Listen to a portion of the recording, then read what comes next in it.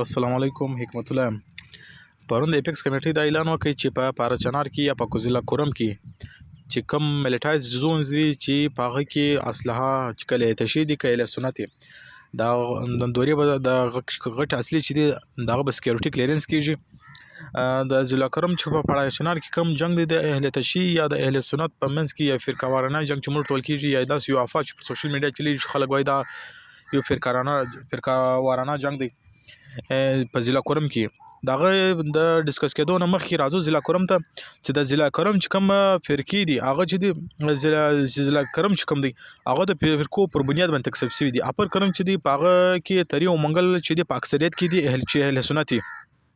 او په پیواز کې چې دی هغه اهل تشیع دي. په غوسګړی کې هغه اهل سنت په اکثریت کې دي. په کونج علیزي کې چې دی اهل تشیع دي. دا چې کوم جیوګرافیک ډیسټریبیوشن دی د کرم ده ضلع کرم ده یعنی ضلع کرم چې دی پر فرقو پر بنیاد باندې تقسیم شوی دي د اهل تشیع او د اهل سنت. د پړچن دغه د دې د ډیسکس کېدو بعد راځو د پړچنار د جنگ اصل وجه چشته. د پړچنار د جنگ اصل وجه دا ده چې تقریبا 300 کنال یو مځکه ده 300 کنال مځکه ده چې دا یو تنازع ده د ګلاب ملخیل چې ګلاب ملخیل چې دی اهل تشیع دي او مدګي کلی چې دی هغه اهل سنت دي. د دې خلکو ترمنځ چې دی دا د مځکې متنازع ده. پر دې باندې چې کوم ټیم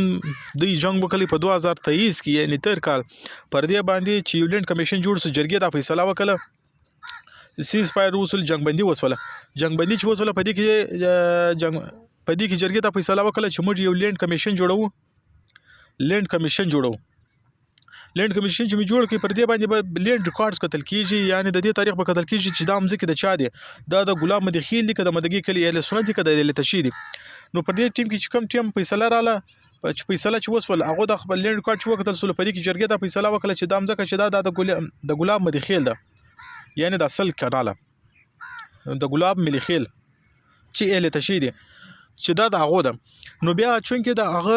د پارچنان دا یو رواج دی چې کوم ټیم د دوه د قبایلو ترمنځ باندې چې کومه جګړه راځي جرګه چې کومه فیصله وکړي مثال کې تور پر اوس فیصله د ګلاب ملخیل په حق وسوله شولبای د اصل کړم ځکه چې دا د ګلاب ملخیل ده. نو یو کال چې بیا د درېمې فرقې ته سوري درېم چې کومه پارټي د واغت ورکي چې په یو کال کې پټکا باندې ورکي چې یو کال په فلال چې مطلب د خبره سره سي دا چې کومه سوچ او فکر دی د جنگ د تنازع د خبر ختم شي.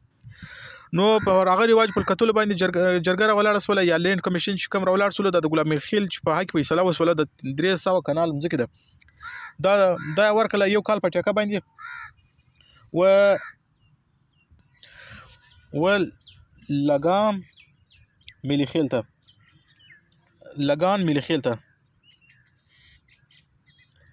لګان ملخیل یا ودی ته خلک لګان ګلاب ملخیل هم وای ګلاب ملخیل ته ورکله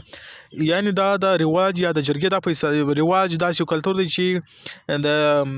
متنازع د مځکې د حل سي بیا یو کال د مځکه نشي استعمالولای یعنی لکه و چې ګلاب ملخیل د ګلاب ملخیل په حق فیصله وسول یو کال د 300 کم کانال مځکه د دې نشي استعمالولای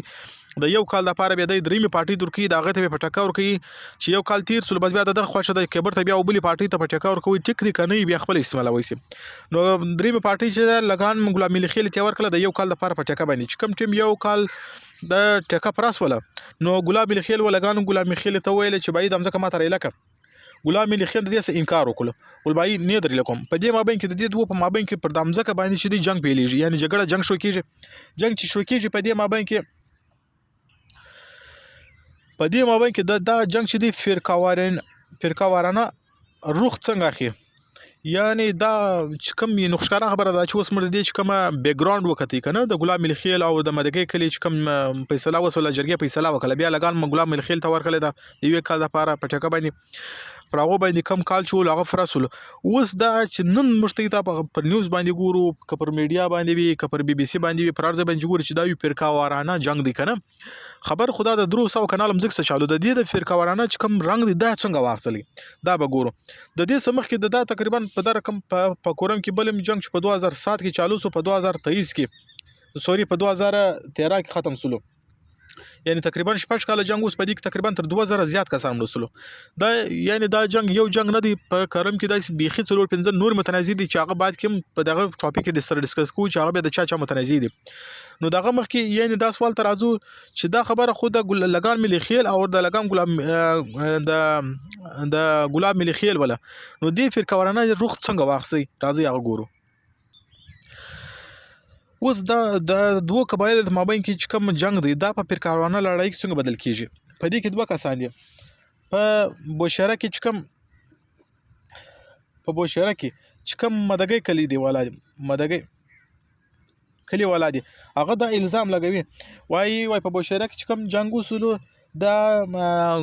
ګلاب ملخیل راولار سلو پر یبلې قبيله باندې حمله وکړه چې پر دې باندې پر اهل سنت کې ډېر زیات خوشم مشتعل سلو په دې کې خوشم ورلې ځکه د نور کم اهل سنت کلی والا چول هغه قبایل چول هغه بیا پر دې اهل تشی باندې یا ګلاب ملخیل باندې حمله وکړه دا جنگ فیل سلو. یعنی دا د بوشهره د مدګي کلیوالا دا الزام پر لګوي چې باید په بوشهره کې پر بل اهل سنت کلی ول په قبایل ول پر باندې حمله وکړه په دې واجب باندې اهل سنت نور کسان شول قبایل شول هغه پر باندې خښ مرلې نو دیم پر ګلاب ملخیل باندې حمله وکړه جنگ د دې سفر کارواني جنگ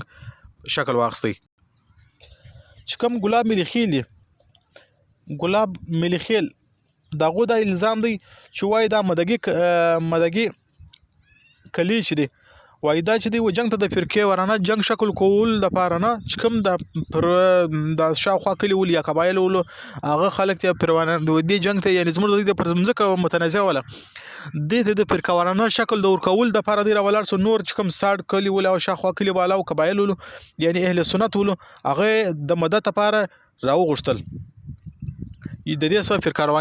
فرقه ورانه جنگ چې د خپل اړخ واخسي یعنی هغه خپل له سنت راوښتل چې بای راز مر سره مدد وکي پر مر باندې چې کوم ګلاب ملخیل دی هغه ظلم کوي پر مر باندې حمله کړی دا فرقه ورانه جنگ دی کنه. نو اي چې ګلاب ملخیل چې مدګي کلی ولا چې د خلک راوښتل ګلاب ملخیل خپل کوم اله تشی کوم کسانو شاوخوا قبایل له هغه بس د یو د هغه مدد سره رالو شاوخوا د جګړې فرقه ورانه جنگ شکل واخسل. یعنی دا مین هغه چې کوم بیسیک کنسپټ دی یا بیک ګراوند دی چې څنګه چې کوم زمینی تنازع ول د دوه قبایلو ترمنځ کې د فرقه ورانه جنگ شکل څنګه واخسلی. اوس خبره خدای دا چلو ټیک دی د فرقه ورانه جنگ چې کوم شکل دی هغه واخسلی په زرګونو کسان نو سوال دغه شی دی چې په دې کې دغه اصلي استعمال څنګه کیږي او د اصله د کوم خواراله په دې کې دا چې کوم مچنه بڑے اصلي کا استعمال د غټ اصله د کومي خوراله په دې کې میزایلز په دې کې راکټ لانچرز په دې کې غټ ګنز دي د دې د استعمال ډېر غټ سوالات پیدا کوي چې د خلکو سره شاو ال تشهید کله سنت د دې خلکو سره دا اصله تر دونګ زیات اصله د کومي خوراله ستاسو په ځین کې دا سوال پروت اپر کرم چې د دې کم جیوغرافیک سټیټس دی یا لوکیشن دی سټریټیجیک لوکیشن دی د دې اهمیت څه ټیم راپورټ سول په هغه ټیم کې راپورټ سول چې کم ټیم په افغانستان کې چې کوم ټیم په افغانستان کې یو اس اس ار سونه سی بیا تر یو اس ای پوری چې کوم ټیم جنگ چالو ول د دې کسان چې کوم یو اس اس ار غلو په 1989 کې سو په 79 کې بیا تر 89 پورې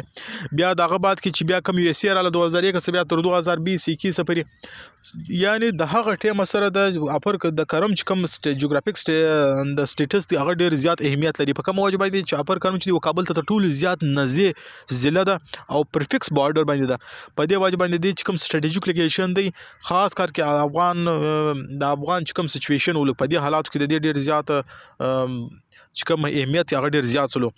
نو سوالات ما تاسو ته ویل دا مې په دې درته ویل چې په دې کې اصله د کوم خوراله برته بیا د دې سره افغانستان سره د پر بارډر باندې یعنی چې کوم بای لیټرل چې کوم ایکسچینج دی د اصلو د خامخا به کې په دې کې باسله راځي په دې کې ډیر زیات تر فاډر زیات انوالو او هغه کسان چې ودی شي ډیر زیات هوا ورکل جنگ او فرقوارانه ساړ تبوتلی او دونګستان پکې مړ سلو. ګورم دا متنازعانه د پدې کې چې کوم دغه د بوشهره یا د بوشهره یا د پړچنار د پرمزکه باندې کړه متنازعانه د پدې کې د تقریبا 3 قبایل نورم دي. اوس سوال دغه شی دی چې د دې به حل څه وي. ګورم پدې کې چې کوم ټیم په 2023 کې چې کوم جنگبندي وسوله جرګې چې کوم فیصله وکړه کنه مې شی پدې کې دغه شی دی امپلیمنټیشن کیږي یعنی عمل در آمد پر دې شبه نه کړي دا امپلیمنټیشن چې دا د چا کار دی حکومت موږ وینو 2023 بعد چې دا جرګه وصل جرګې چې کوم فیصله وکړه د غلام ملخیل په حق چې باید د دې حق جوړیږي ټیک سو بیا غلام ملخیل ته چې د یو کال لپاره په ټیکه باندې نمځکه ورکول کله چې برته د دې د جمهوریت جوړېدل چې د یو کال د ټیکې د ختمېدو بعد دا د غلام ملخیل حق جوړیږي نو سوال دغه شی دی چې په دې کې د سرکار دومره سنجیدګي نه ظاهریږي او سرکار چې کوم ګورنمنت دی په دې کې کڅک کې پکې ګورنمنت خو مګر فرقاوانه جنگ ته چوغري په دې کې د فیډرل ګورنمنت هم ډیر زیات خپل ذمہواری جوړیږي چې دغه مسلې چې کوم په زرګونه کسان کې مړ شوي دي کنه په زرګونه کسان چې کوم پکې مړ شوي دي په حق جوړېدل چې پر دا په جرګو پر فیصلو باندې عمل درآمد شوی یا ګورنمنت خپل داسې یو سټیند اخیستی وای چې د دې څه چې دا کوم فرقاوانه جنگ چې کوم هوا اخیستله هغه روکتامې کړه ولې درولې وای په دې کې کړه یو د ځمکې متنازعه نه ده په دې کې نور هم د لکه مثال کې تور پر د پیوازو د ګډو د گنج علیزی د کنج علیزی اور مقبل متنازعه ده مقبل تنازعه ده بیا په دې کې بالشخیلو د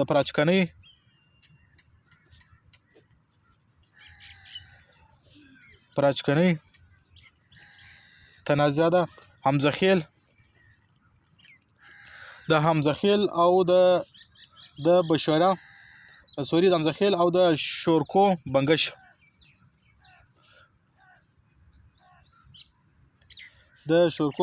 تنازعه ده د نور حسین او بوشهره متنازعه ده یعنی دا ګرد هغه قبایل چې د په مابین کې د ځمکو تنازعه سته لکه مثال کې ته پر د پیواز او ګډو د گنج علیزی او د مقبل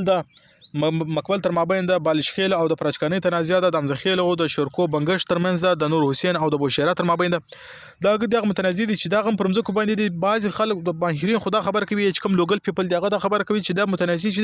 دا تقریبا د 1947 هم مخکې دي د متنازع یعنی دا بیا ایډرس ویني دي د دې تقریبا اویا 15 بلکې 80 کال کې چې پر دې باندې متنازع روان دي او تقریبا په سلګل کسان په دې کې مړ شوي دي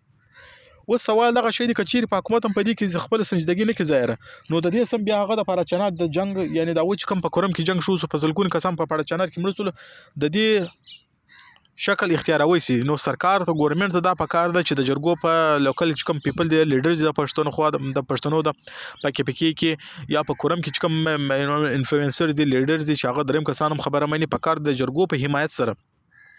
دا فیصلې کده لینډ کمیشن وی کده لینډ ریکارډز په مدد سره د دې کوم متنازعات د مزک متنازع دي دا ریزلټ راو باسي او د دې فیصلې وکي کنه دا بیا فرقاوارانه جنگ چې په کوم د اندرونی جنگ دی په ملک د نن تر ټولو زیات خطرناک جنگ دی چې دا به ټوټل سیستم تباہ او برباد کی نو ګورنمنت په کار هم د دې خلکو تر مابین چې کوم دا کمیشن د جرګو په مدد سره د مسایل حل کی کچیر دا مسایل وس نسی حل بس دا بیا د پړچانا رقم د جنگ یو شکل واخی بیا به د غټ ګنمی او خار سکار کې غټ اصلي د استعمال کېدو لپاره کچیر ته دا مسایل نه حل کوي رشکاره خبره د پدی کې به تھرد پارټیز خپل سازش کوي بیا به دا خبره وي چې تھرد پارټیز څوک دي بیا به موساد وي پدی کې به راوي پدا کې مختلف داسې پارټیز چې پاغه کې پاکستان کې پولیټیکل سټیبلیټی نه غواړي پاغه په پاکستان کې چې کوم هارمونی ده نه چې کوم ریلیجیس هارمونی ده هغه به کولیپس کیږي هغه خلک په پدا شکل ډیر زیات کردار ادا کوي نو ګورنمنت د لوکل چې کوم لیډرشپ دی لکه دا و چې نوی جرګې روان دي خپل کوششونه کوي تر ډیر حد پورې دي خلکو خپل کار کامیابی تر لاسه کړي خو په کار دا شي دي چې د مسلې وس زر تر زر حل سي چې کنه وي په دې کې به د تھرد پارټیز ډیر زیات کردار وي او هو سکتا د فرقاوارانه جنگ شدي کېدای سي هو سکتا د پاکستان کې په مختلفو اشارو ته نورم سره پیلاو سي امید لرم چې دا د پړچنار په جنگ په بیک گراوند کې او په کرنٹ سچويشن باندې تاسو سر خلاصوي چې دا متنازع چې دا یو فرقاوارانه جنگ نه دی دا د مځکه پرتم متنازع و یو جنگ په شخړه ولا پر دې پرمځکه باندې بس د فرقاوارانه رنگ هغه ټیم واخلي چې په کم ټیم په دې کې د لوکل ګورنمنت کوم لیډرشپ او خاص کار کې د حکومت ډیره زیات خیر سنجیدګي و د غي د وجه د دغه زیاته بربادي او د په دې کې ډیر زیات کسان د دواړو حصو ډیر خلکو کسانو ژوند لا سوار کو په شهیدان سولون کې د تشهیدي کې له سنت خودواړه پښتانه وروړه دي امید لرم چې تاسو په دا ویډیو سر خلاصوي. که تاسو هر کمنټ وي هر یو فیډبیک تاسو په کمنټ سیکشن کې لیکئ. کنه تاسو ماته ایمیل کولای شئ. مهرباني الله حافظ.